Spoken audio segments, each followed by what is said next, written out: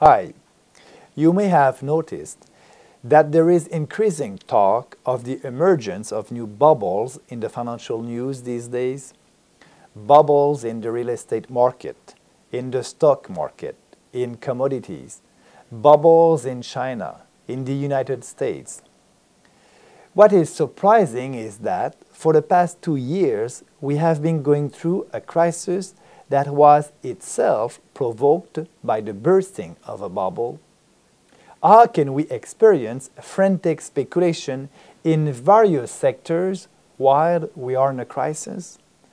How can prices explode while unemployment continues to grow, production stalls, and consumers are heavily indebted and depressed? The answer is simple: because there is too much money in circulation.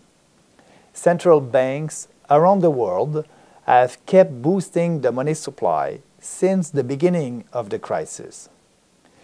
They did the same things after the crash of the dot-com bubble 10 years ago, which brought about another bubble in the real estate sector, which itself crashed 7 years later.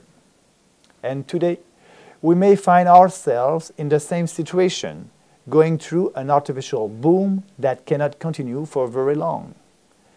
How can we get out of this cycle of booms and crashes? How can we avoid the inflation brought about by excessive creation of new money? Don't forget that inflation is the equivalent of a tax that redistributes wealth in a sneaky way and makes us poorer because of a loss of purchasing power. If those factors seem like out of control today, it's because central banks have an unlimited power to create money and to manipulate monetary levers, such as interest rates. But it was not always so. In most countries, money was linked to gold until the First World War, which means that the quantity of money increased at the same rate of the quantity of gold. Contrary to what is occurring today, banks could not issue more paper money unless they had a corresponding amount of gold. Instead of increasing by 10% or more every year, as is the case today, the quantity of money used to increase by a modest 1 or 2%. Interest rates were not manipulated by bureaucrats. They were determined by the supply and demand for credit, which is to say, by market forces. The 19th century was one of the most prosperous periods of human history, thanks to this system. Prices tended to go down instead of constantly going up. The level of debt of countries and households was under control. Economic crises were short-lived.